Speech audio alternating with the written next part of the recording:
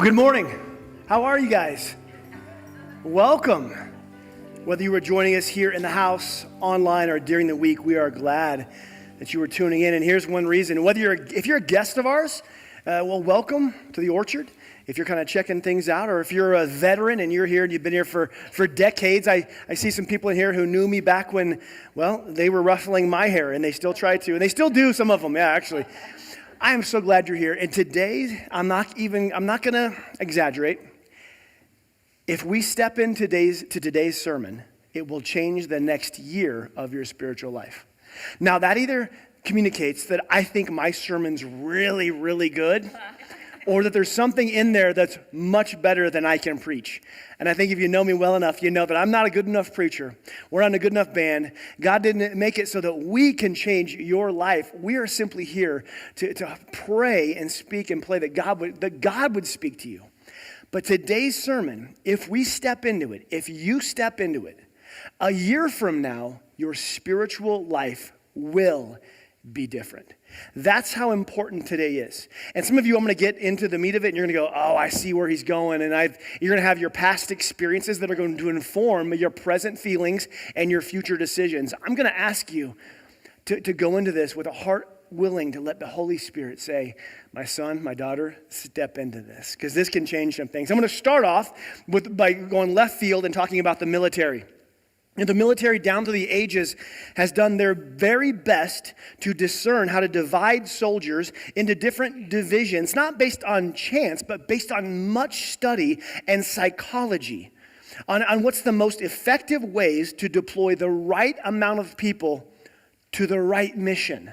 That's a really important thing. And you don't want to mess that up. You don't want to send 1,000 people for something 2 people should do, or vice versa. You want the right size group to accomplish the right purpose. Now, the military has an organizational chain of command, and I'm going to say some things like with the Army, for instance. You know, they have a corps, and it is over 50,000 soldiers as a corps, okay? That's made up of 2 corps, actually. And if you're in the military, you're going to be like, he's butchering this. I might be, okay? I've never been in the military, but a corps has 20,000 or so soldiers. A corps is made up of 2 to 5 divisions. A division is 10 to 15,000 soldiers. And that can divide up into 3 brigades. A brigade is a hard word to say, apparently, but it's also a division that is of 3 to 5,000 soldiers. Now listen, I know you guys know this. I'm just humor me here. I know you guys have this memorized. A battalion has between 300 to 1,000. And then it breaks down into a company, which can be around 100. And then we have a platoon, which can be anywhere from like 16 to 40 some. Then we have below that, we have squads. About 9 to 12, and then within each squad there are teams of 2 to 3, 4 people. Now, what are the most effective ways to deploy those different amounts of people to different missions for different purposes? And what does that mean for us as civilians here in church life? Like, we don't ask ourselves as civilians often, what's the best size group to go complete a mission for relationships or different things like that? But what about in a church movement? What about within the walls of the Orchard? What sizes of church groups are most effective, and for what purposes?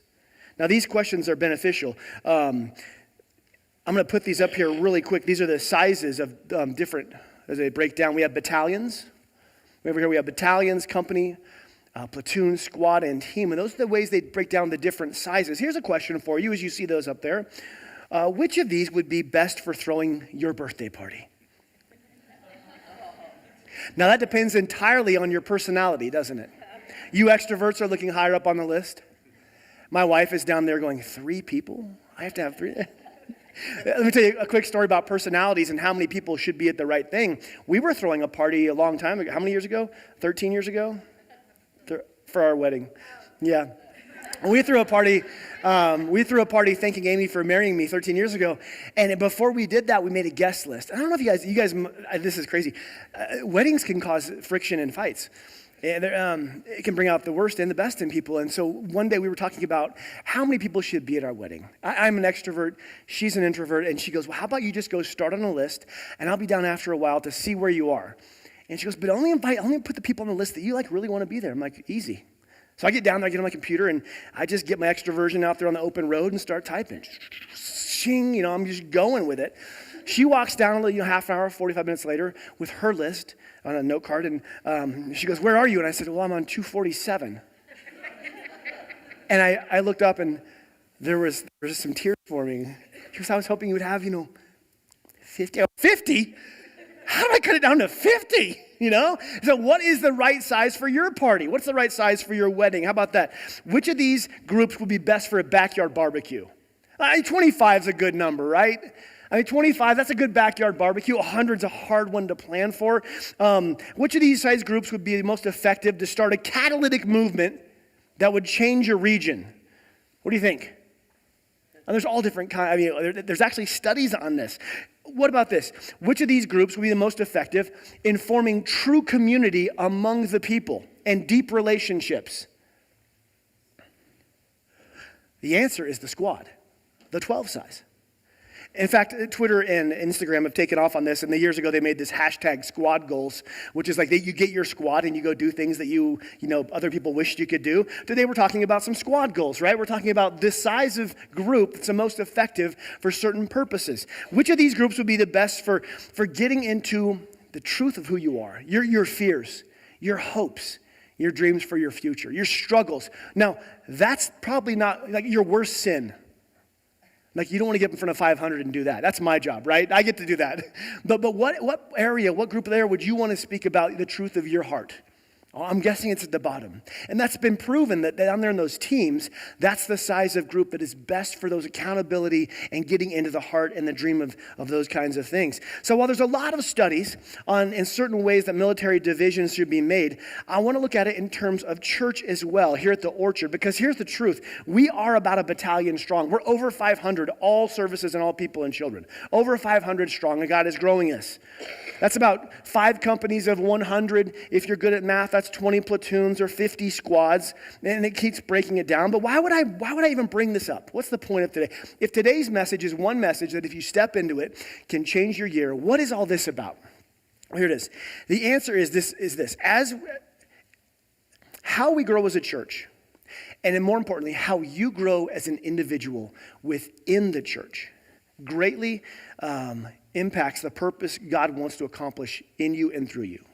How you grow inside and within the church as an individual greatly impacts what he wants to accomplish in you and through you. There are purposes that God wants to do in your heart and through you that may best be achieved on one of those groups.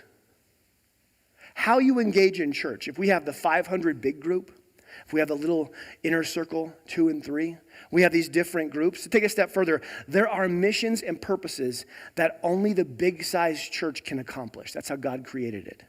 But there are also purposes in your life that the big-sized church group just cannot accomplish and will not help you grow. And this isn't just something that the military studied. This isn't just something I've looked at over the past few weeks. This is something that Jesus modeled for us. Jesus, he preached and he ministered to thousands and tens of thousands. Listen to this in Mark 10. Then Jesus left the place and went to the region of Judea beyond the Jordan River. Again, crowds gathered to him, and again, as was his custom, he taught them. He was consistently preaching, declaring, and proclaiming truths to these multitudes of people. Multitudes, sometimes hundreds, sometimes thousands. We see that sometimes it is tens of thousands of people. And this is what you do. You preach to the multitudes. You declare, you proclaim to the multitudes. And this is what Jesus did in his teachings. And guess what he did? In the big group, he welcomed everyone. Anyone was welcome to come and listen. And those people back then, they came for deeply spiritual reasons to hear from this teacher and be transformed. They came because they heard he was giving out snacks or healing. They wanted to see the show. Others came because their boyfriend or girlfriend made them come. Like the same reasons they went back then, we're coming now. People gather in the big church of different places all over America for different reasons, and you're here for one of those reasons on that spectrum. That's why you're here. Some of these people, they came to see Jesus. They came just to hear his words, and that was all they got. And here, like in our house, there are many of us who come to church faithfully to hear what God's doing in this place. But Jesus didn't just preach to the big room. to the big crowd. In Luke 10, he divided them up into groups. He sends out 72 of them. That's about a company strong. He says Jesus appointed 72 others and sent them out in teams, 2 by 2 ahead to every town and place where he was about to go. You see, you preach to the multitude, but you mobilize the medium-sized group. You mobilize the people to go out in different group sizes. You mobilize them. He taught them, he equipped them, and he sent them out. But he didn't just preach, he didn't just mobilize, he broke it down even further. This is Jesus modeling for us what this looks like. In Luke 6, verse 12 and 13, Jesus went to the mountainside to pray and spent the night praying to God. When morning came, he called his disciples, a bigger group, to him, and he chose 12 of them. He called a company to him and chose a squad. He chose 12 of them. Out of the multitudes, he broke it down into a company. Out of the company, he broke it down into 12. You preach to the big group. You preach to the multitudes. You mobilize the medium groups. But you invest yourself truly in a small group. You invest yourself in a squad-sized group. And we see Jesus from this point on, he is almost always surrounded by his 12. His group of this size. Where he went, they went. And they got to know him. They got to know him in a way that no one else got to know him. They got to see him and hear him. And it says in the Bible, he would turn to them, explain to them things he had just proclaimed to the bigger groups, the companies and battalions and all these things. He would turn to his squad and they would have these discussions. They got to know him. That's the discussion. That is the nature of a small group, of one of these squads. They know each other. They know him. They know each other's wounds and giftedness. The 12 of Jesus' disciples, they begin to know who was strong over here and who was weak over here. They begin to know their hopes and their dreams as they traveled together for 3 years. They did life together. And the 3 years that Jesus traveled with his 12, they were transformed. They were equipped. They had amazing purpose and competency by the end of that. This squad-size model is a powerful, transformative group that can lead everyone in it into a place of being known, of knowing others, and truly finding community and purpose. It is very unique in what it can do that the other size groups just cannot. Jesus even took it a step further, though, than the squads, because in Mark 9, he's with his 12. He leaves them and calls a certain number with him. It says he took Peter, James, and John with him and led them up to a high mountain where they were all alone. He became transfigured before them, and he was glorified. And then his clothes became dazzling white, whiter than anyone in the world could ever bleach them. Catch this. In this inner circle, these 3 got to see Jesus in a way that no one else did, not even the 12. Not even no one in the multitudes, not in the company, nothing. They got to see Jesus in a way that no one else did. And this is the truth. Jesus modeled for us that you preach to the multitude, you mobilize the medium, you invest in the small group, but you confide in that inner circle, that 2, that 3. From there were times where Jesus would leave everyone. In Matthew 14, it says this: Jesus fed over 5,000. That was the men. Now, there was probably 20,000 there. So he's just been with the multitudes. He's been with the companies, and he's been with his squad there. Then he told his disciples, his 12, to get in the boat and go on ahead of him to the other side while he dismissed the multitude.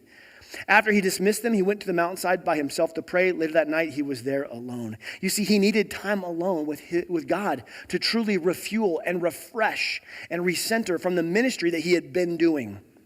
His life required him to pull aside and be alone with the Father. Jesus is modeling something for us, that you preach to the large-sized multitudes, you mobilize the medium, you invest in the small group, you confide in the inner circle, but you rest in the one. You rest in the one. This is what healthy spiritual life looks like. He's modeling this for us, for you today.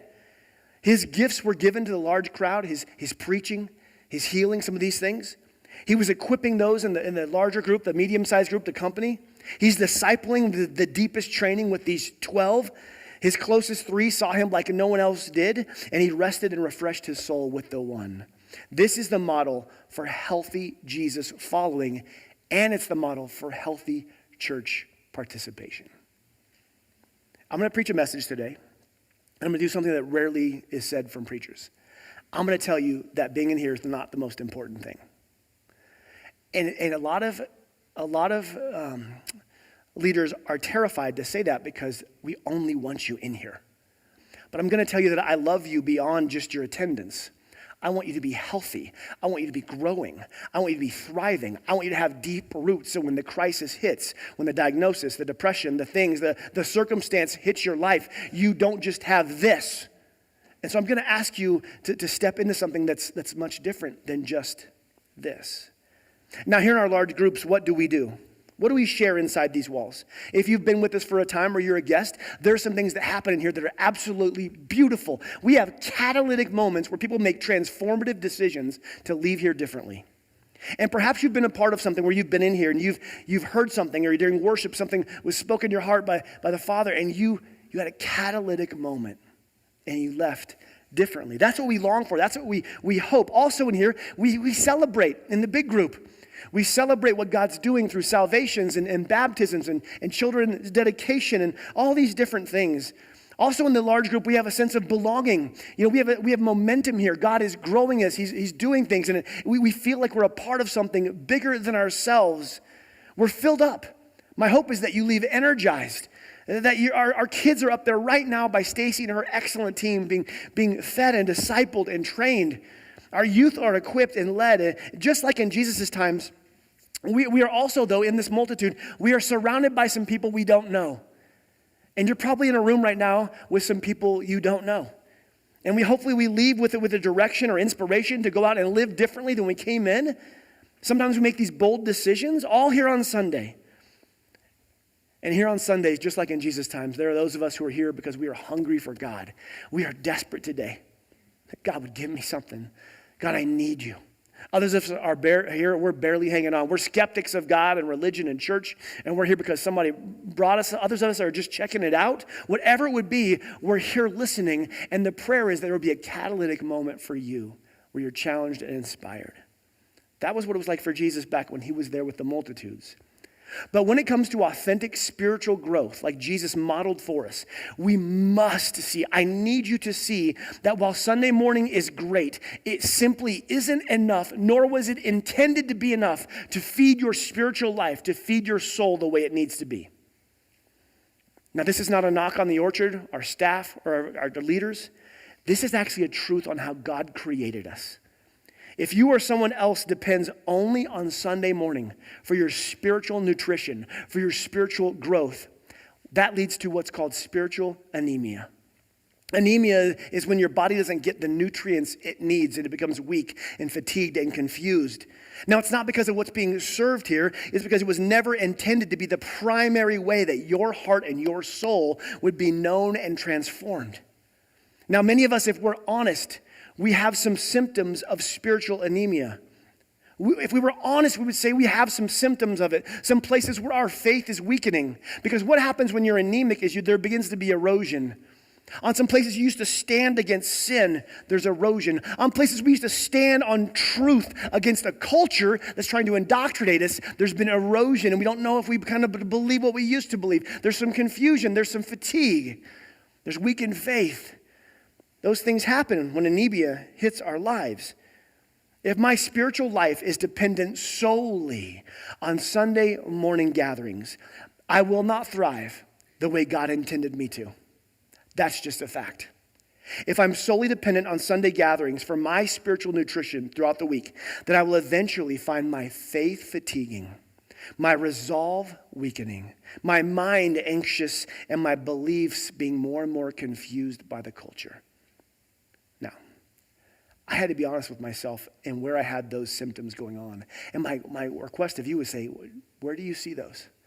Do you have some spiritual anemia, some erosion where you've seen some things changing over time because your only spiritual nutrition is here once a week? Now, inspiration from Sunday morning, how long does it last you? Let's say on the greatest Sunday I ever have, and we have the greatest band, and it's the greatest thing, and it's all popping, it's all good, and then the Spirit moves, and you have a moment, a catalytic moment, and you stand up and you praise God, and you make a decision, and you leave. How long does that last you? The parking lot? I mean, if you have kids, the car, right? He got a treat that I didn't get. Oh, here we go. Not in pastors' families. We don't fight on the way home. How long does it last you? I mean, NFL starts today. By the time you get home and start watching that game, what decision did I make again? Like, what's happening?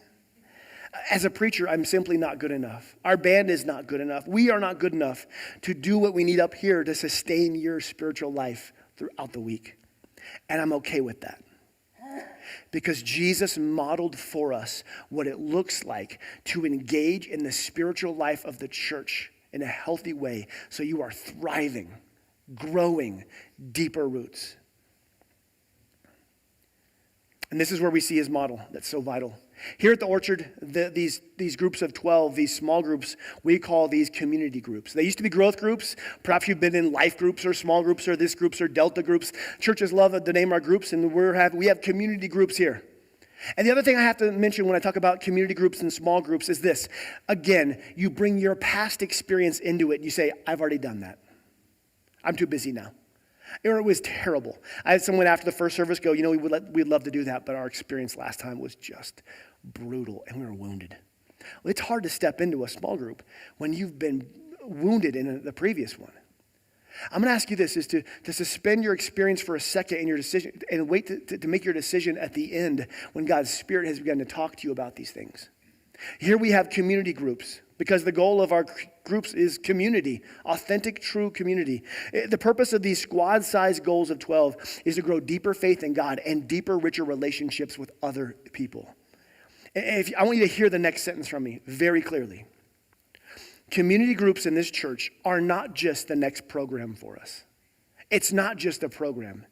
These groups are the vital next step in giving your spiritual life the growth and the nutrients it needs to thrive in today's culture.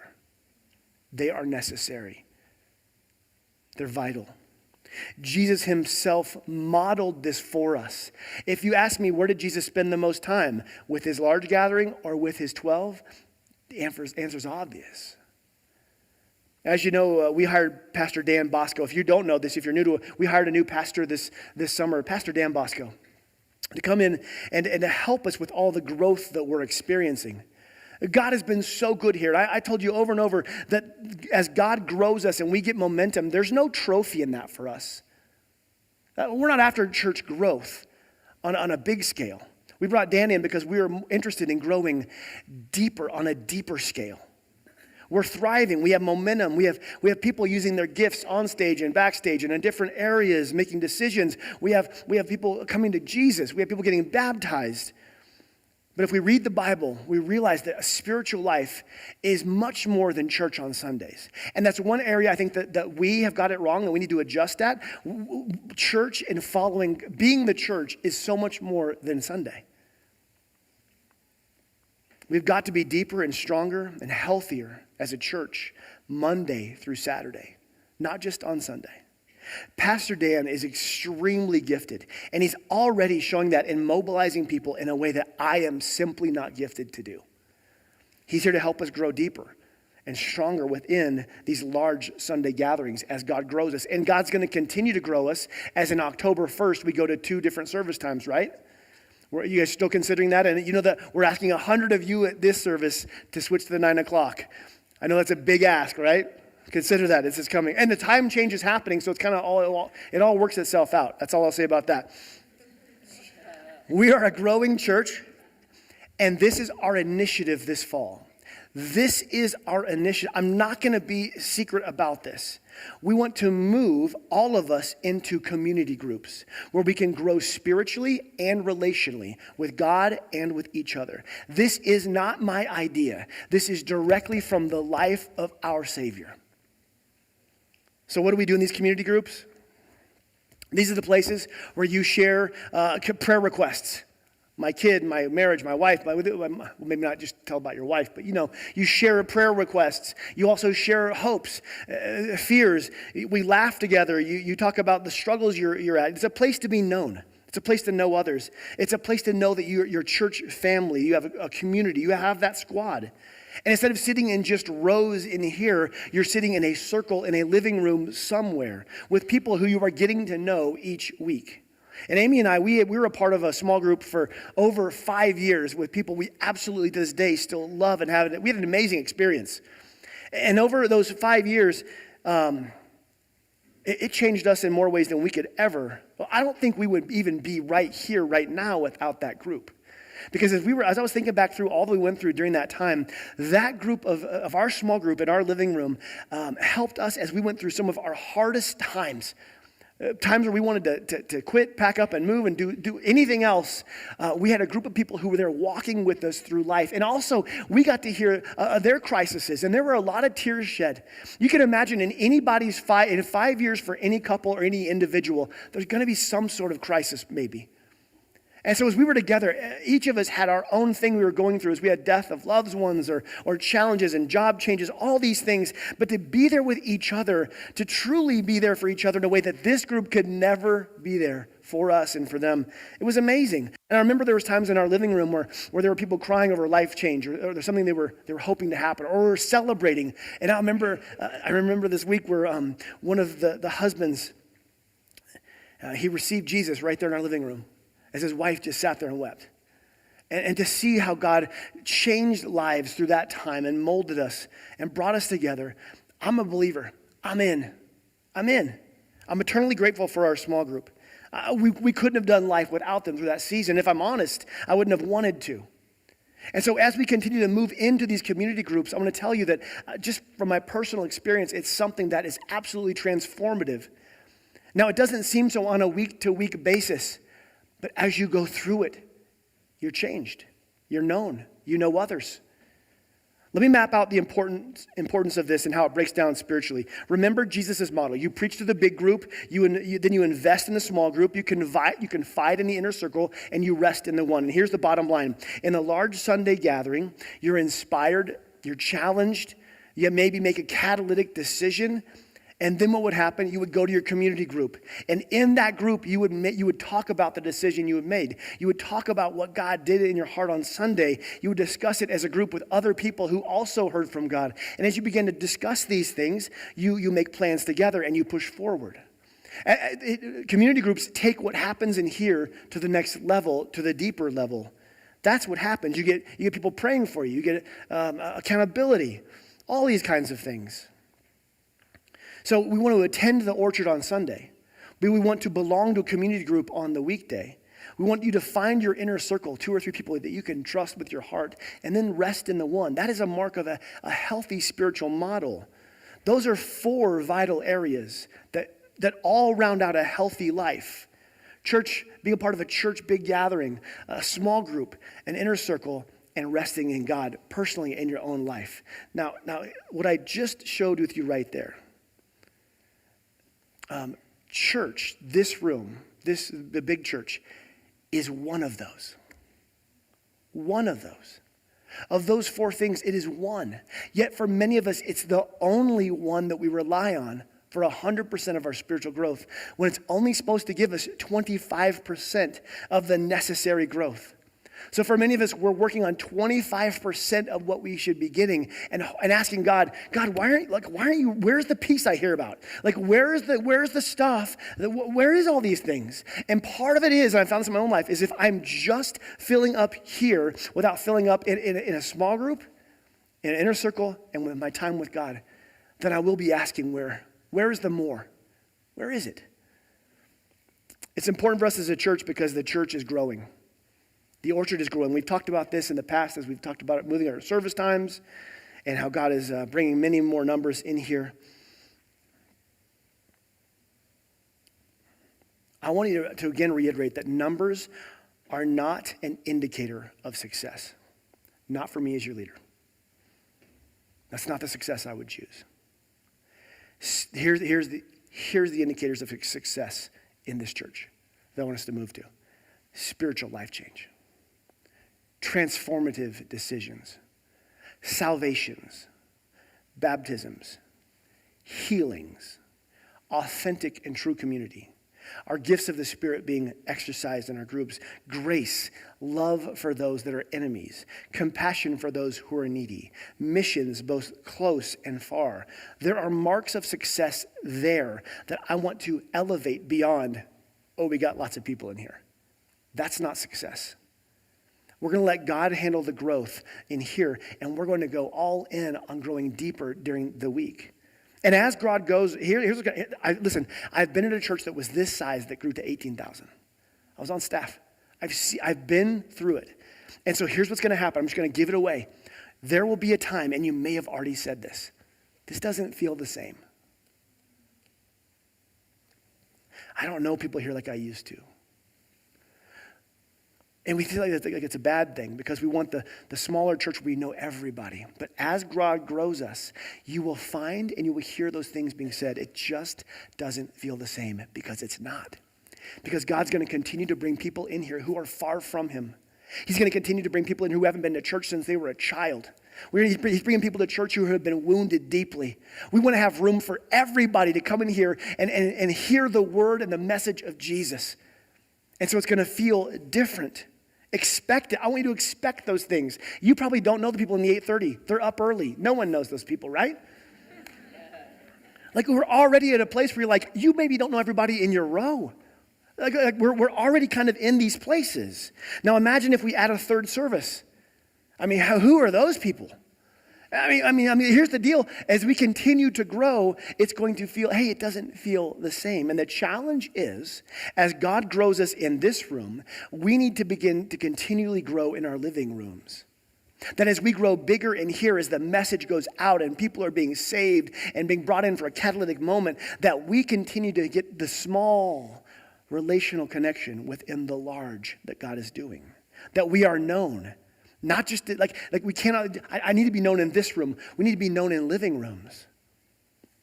A new phrase you'll hear from us, it's probably not new at this point, but one thing you're going to hear more and more is we're going to be a church of circles, not rows. Because this church we're all in rows right now. But my call to you as a pastor is to please consider this call to action to join a circle. That the Orchard would be a church of circles in living rooms, not rows in churches. So even though we sit here on Sunday, maybe the greatest impact that your spiritual life gets is not in here. It's good, you get to celebrate and catalytic decisions, but it's in that living room during the week. That's where you grow. That's where you are challenged. And so here's the deal. I'm not even going to be shy about this. As your pastor, I want you in a group. The greatest thing you could do for your spiritual life this year is get in a group. Someone told me for service, they said, I love this person, they're so honest. He said, I've been hearing, I know we've had groups for a long time, I've been resisting it for 2 years. I said, well, I mean, the option is you just keep doing the same thing and hoping things go differently. Like jump in. I'm not going to apologize about it. The greatest decision you can make this year is to jump into a community group here. If you say that the Orchard is you're part of the Orchard. And so we need 3 things. We need 3 different kinds of people. We need hosts. That's those of you who have a gift of hospitality. You have a home maybe that you can open up. And you would say, I don't know about being a leader. I don't know about many other things, but I can have people over. I'm good at hosting. I want to provide a place. If you can be a host, then we want to provide a group to come meet at your house that you can be a part of. And so on each of these different needs that I'm asking for, the answer is A, pull out your bulletin and scan the QR code. Now, QR codes, for those of you who are like, they keep saying QR codes, what are they? I was talking first, I've seen people take the bulletin and push the QR code. That's not how you do it. That's not how you activate it, okay?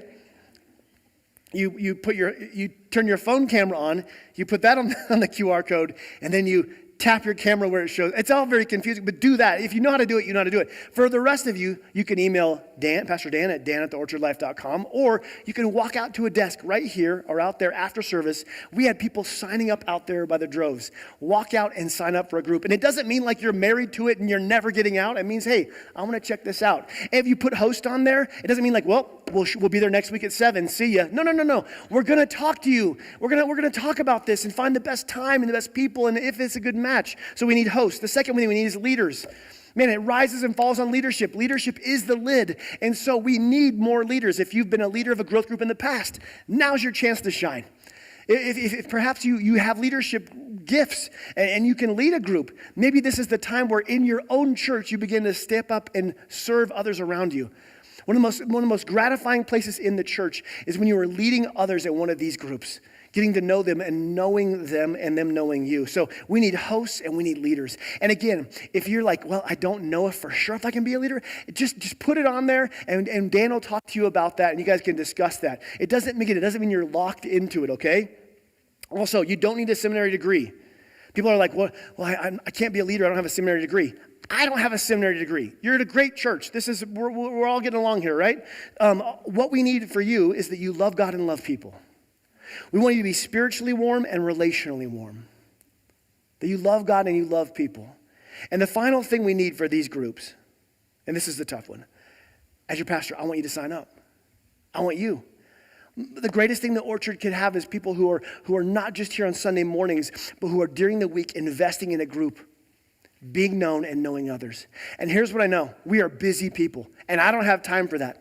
But I do know that I make time for the things that are important in my life. And I also know that if you will make time for the things that are important in your life, I'm simply asking you to prioritize this because I want you to trust me that this decision can change your spiritual life over the next year, unlike hardly anything else. Is that when you are in a group of people discussing your heart and God's heart in these groups, change happens. Jesus modeled it for us with his disciples. He modeled it all throughout the New Testament. So I'm asking you to sign up. If you're at the Orchard, and I've had people tell me, like, I feel disconnected here. And I'm sorry. That's why we hired Dan to help bolster us so that we can move into these areas and have greater community. That's what I want for you, greater community. So please sign up in your bulletin, out there, email him.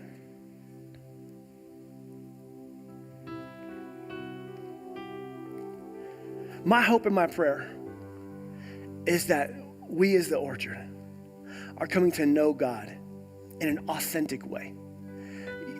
If you've been around this church much in the past, you know that we don't like to play fake. We have real problems, don't we? We talk about real stuff. We have struggles. And we want to continue to model that in the groups during the week and give you a place where you can discuss it.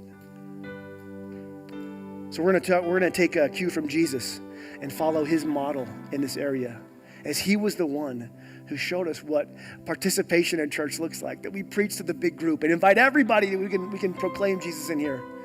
Then we invest in a small group, confide in our inner circle, and rest in the one. And here's what else I know, is that people show up to church, much like today. Some of you showed up to church with great needs. And maybe what you needed most in this whole sermon was what I'm about to tell you. And that is this, that whatever you showed up with today, God wants to meet you there. And there are some of you in this room who walk into this place with great shame for what you've done and what's been done to you. And you serve a God who doesn't see your sin, he sees his son, because Jesus died on a cross and rose again for you. There are others of you in here who are wondering, I've wandered so far.